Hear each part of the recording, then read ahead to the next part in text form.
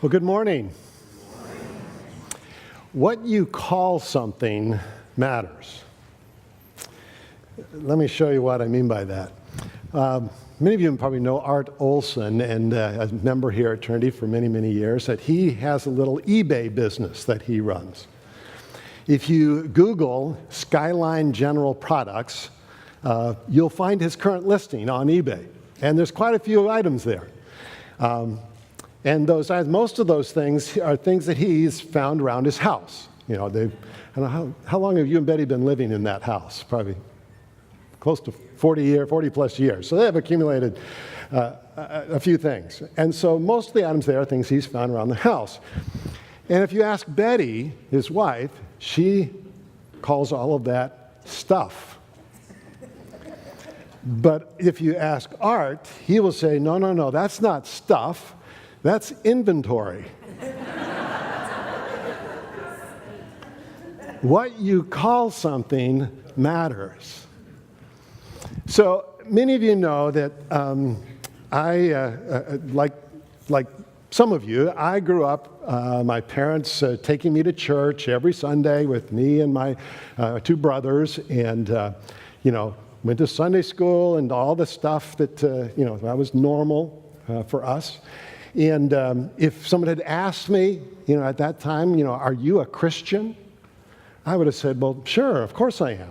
I go to church. I'm not Jewish, and I go to church. I believe in Jesus. So of course I am. But it wasn't until later in high school that I went on a retreat and I heard the gospel in a way that I understood for the first time and made a personal commitment to Christ. And I didn't know exactly what had happened, but I knew that I had found a personal relationship with Christ and that I wanted to follow him. Now, it probably wasn't until several years later that, looking back, I think, I actually became a Christian then. But I didn't realize that. I just knew that I had loved Jesus and I wanted to follow him, that I'd become a disciple. Now, in our fall focus, we're looking at a book, and we're kind of walking through this study on becoming a disciple and looking at what that means. And this is the second week in that fall focus. I hope you have a copy of the book. If not, they're available on the foyer. You can pick one up. And we encourage everyone to go through that one chapter a week and do that with another person. A chance to share and talk with somebody else about it, discuss it. If you're not in a life group, we'll help you find one, or at least maybe do that with another couple or just with a roommate or friend or whatever. But go through that with at least one other person. But today I want to introduce you to the core truth in the second chapter, and it's titled, What's the Difference Between Disciples and Christians? We know that Jesus called people to follow him. Following Jesus is the essence of discipleship. And a disciple, by definition, is a follower, a learner, one who's learning to follow his master. And becoming a disciple begins when we choose to follow Jesus. In Matthew 28, the Great Commission, Jesus says, all authority in heaven and earth has been given to me. Therefore, go and make disciples. That's the commission. That's the mission of the church, is to make disciples. Now, in the reading for this week, in chapter 2, it asks the question, can you be a Christian without being a disciple? Now, it's kind of a strange question if you look at it biblically or even historically. Because if you read through the four Gospels, the story of Jesus and his ministry, you will never see the word Christian. Jesus' followers are always referred to as his disciples. And it's not until several years later, after Jesus' death and resurrection, do we read where the disciples are referred to as Christians in Acts 11, verses 25 and 26. It says, and he, who is referring to Barnabas here, one of the early disciples, left for Tarsus to look for Saul, who became Paul. And when he had found him, he brought him to Antioch. And for an entire year, they met with the church and taught considerable numbers there. And the disciples were first called Christians in Antioch. So this is years later that they're referred to as Christians or Christ ones.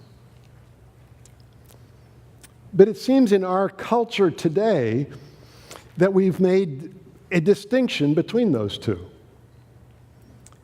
Saying, I'm a Christian, has come to be a statement about what you believe. You're saying, I believe that Jesus died for my sins, that I'm forgiven. And saying, I'm a disciple, seems to be a statement about what you do.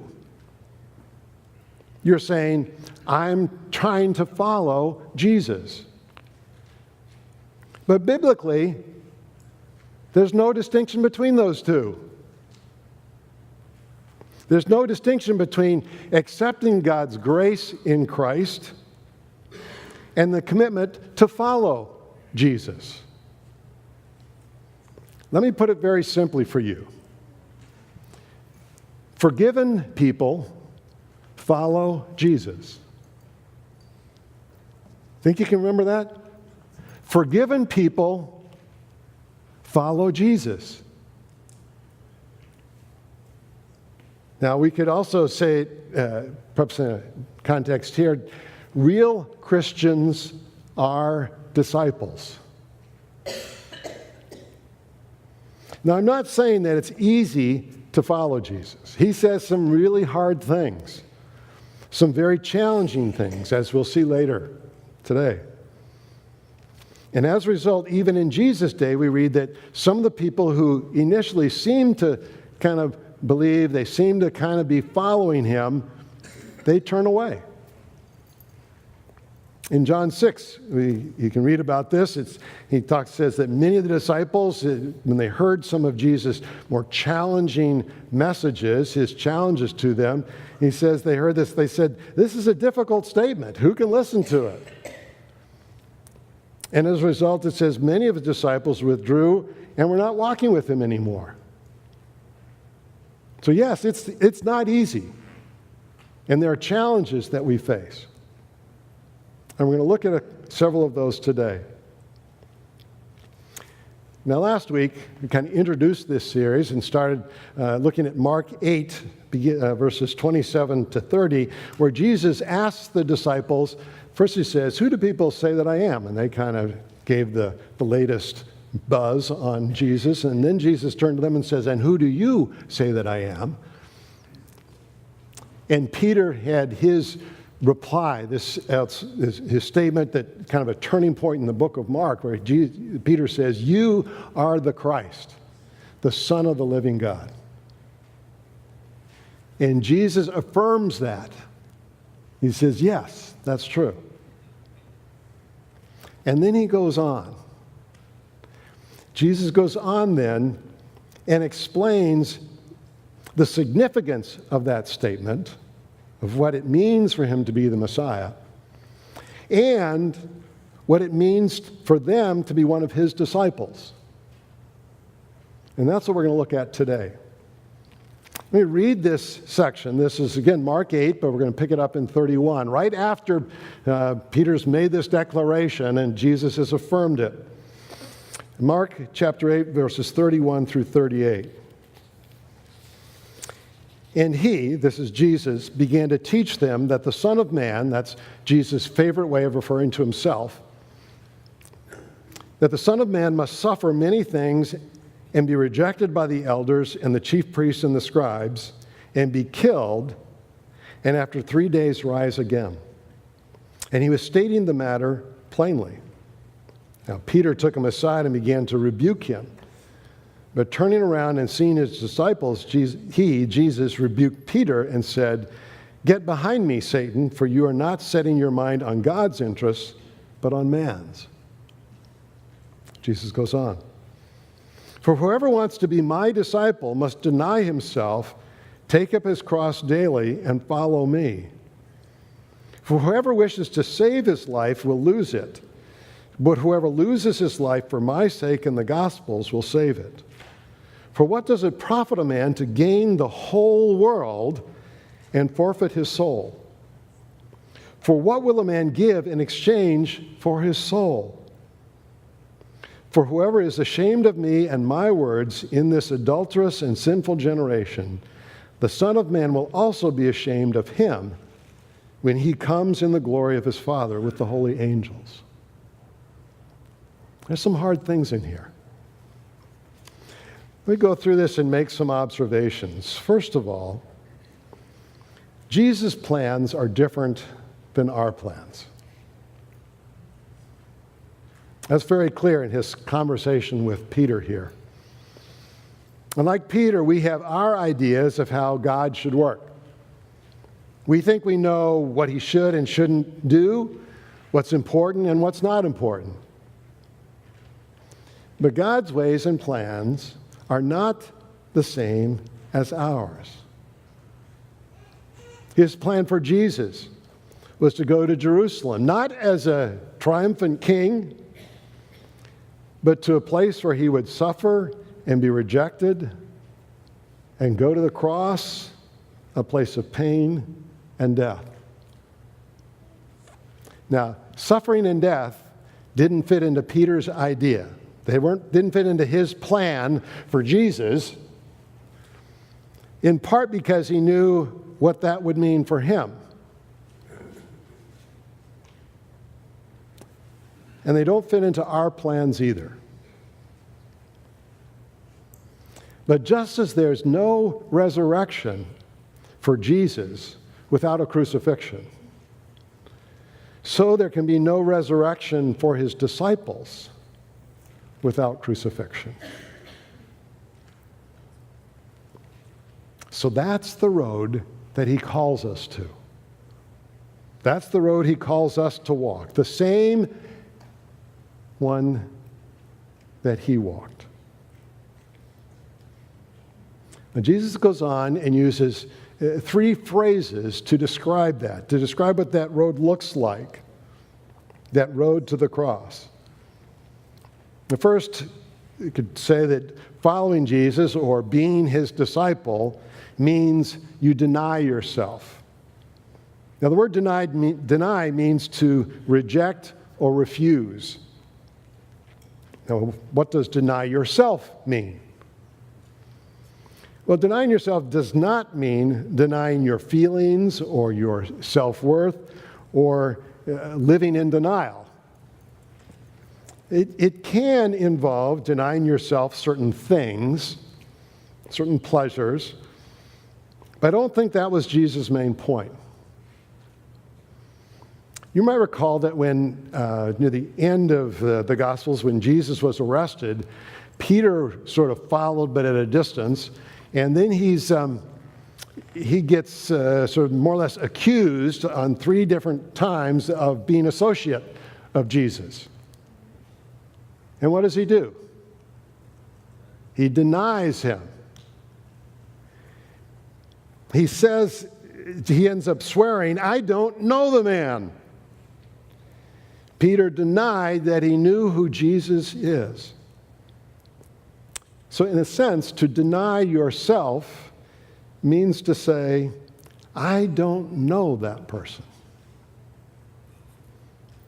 To deny yourself is to deny your self-lordship. Is to say, "I don't know Lord Miles.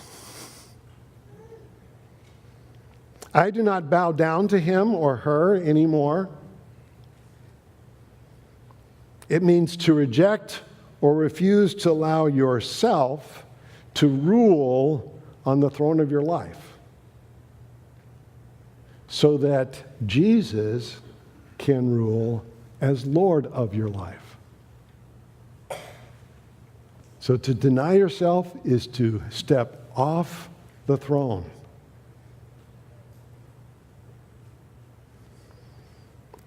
Now, he goes on there. The next phrase he uses and basically says that following him, being his disciple, means you take up your cross daily.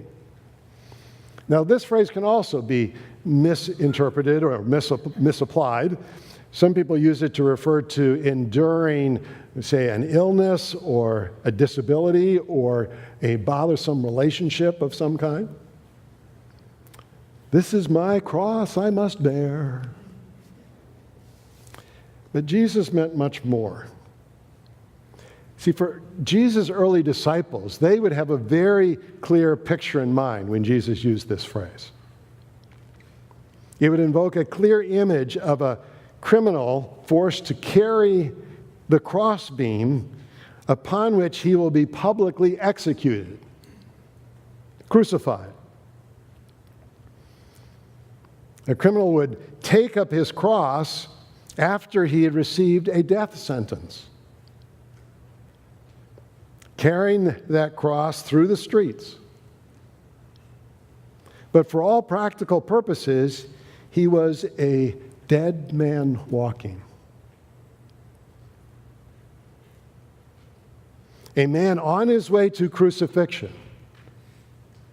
In essence, compelled to abandon all earthly hopes and ambitions.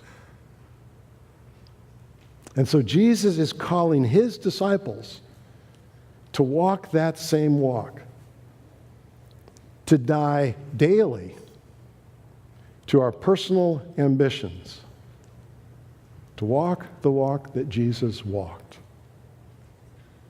to follow him.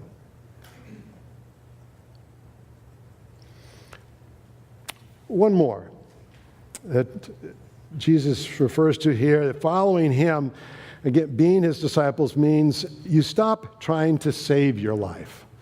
You know, he says a lot here, but that's sort of, for me, that's kind of the initial focal point of what he's trying to say here. This whole text from 35 to 38 is in referring to that, and he uses several phrases to help capture that. But in essence, here's the paradox that Jesus states. We finally find ourselves when we lose ourselves for Jesus' sake. Instead of trying to save our lives, holding on to everything we can, we give up everything.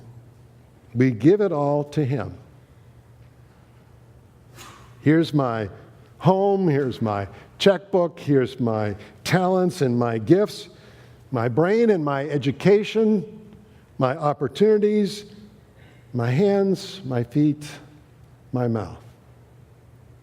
I give it all to you. It's all yours to use for your glory and to further your kingdom, your reign and rule here on earth.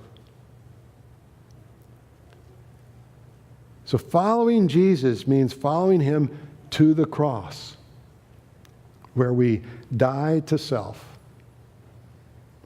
Now, the alternative, Jesus says here, if you read through his sort of questions and rhetorical statements here, he says, basically the alternative here is trying to save your life, and you'll end up losing it. Trying to gain the whole world, accumulate all the stuff you can, and you'll end up forfeiting your soul. Or is being ashamed of Jesus, and in the end, Jesus will be ashamed of you.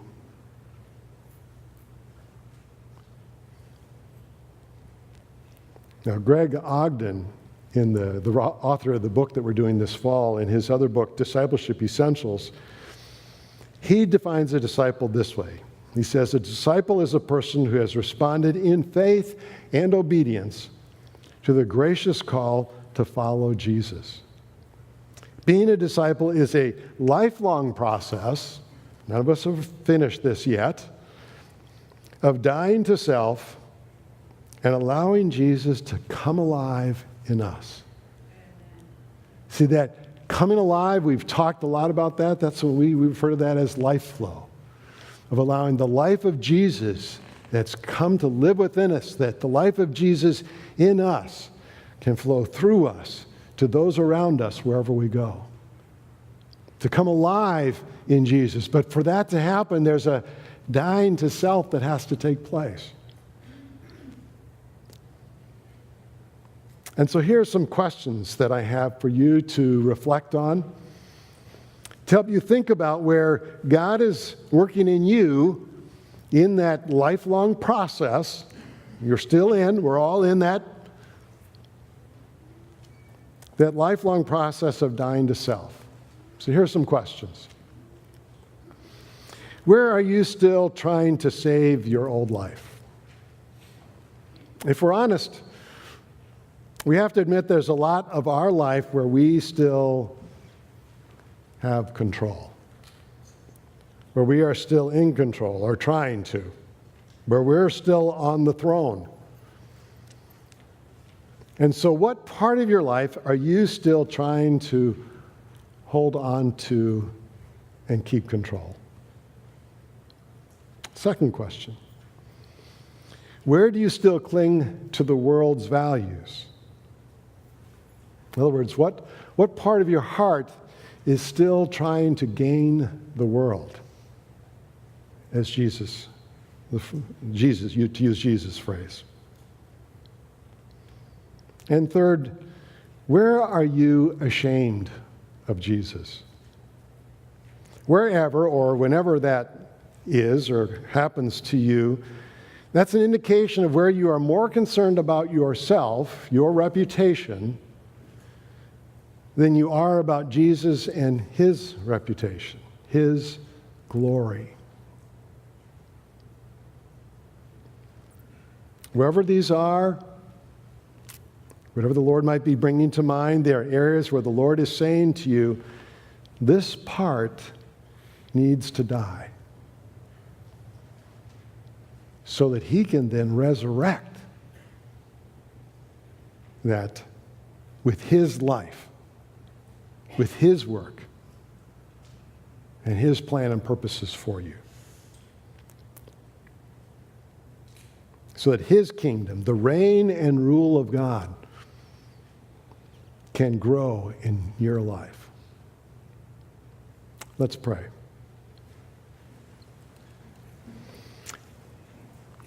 Let's just take some time right now and just for some silent reflection. And think about these three questions, these three areas, and where the Lord might be speaking to you this morning. I know some of you may still be struggling with the question of who is Jesus. That's okay, start there.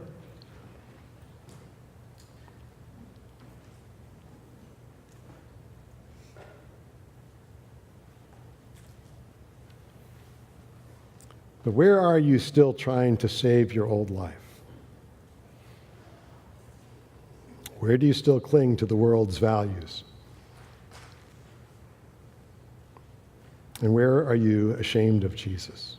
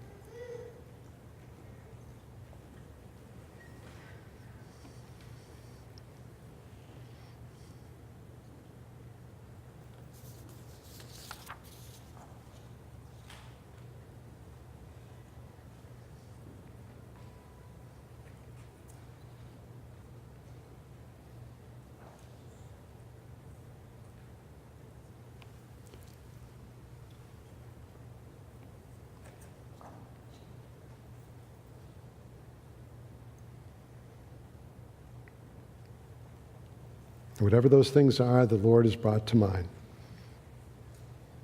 As best you can, just surrender them to him.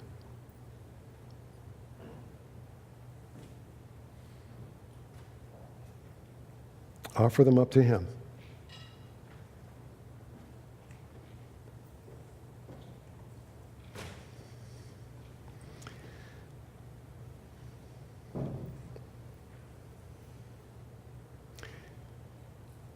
Lord, personally, we just come to you to say, all that I am, all that I have, all that I will ever be, I give to you.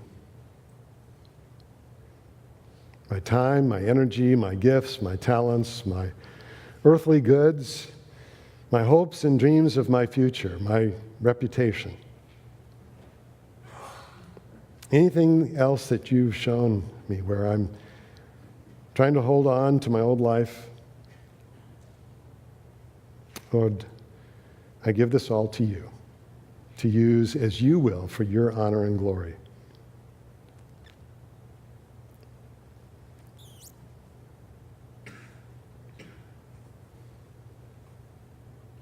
And as we sang earlier, Lord, we do this because we love you. You are the one our hearts adore. And so, God, here and now be lifted high. Here and now be glorified. You're the one that brought us back to life.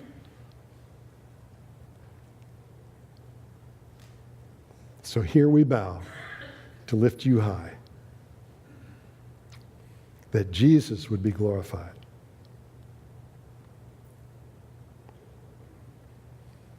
And so in all things and for all my life, I am yours, forever yours.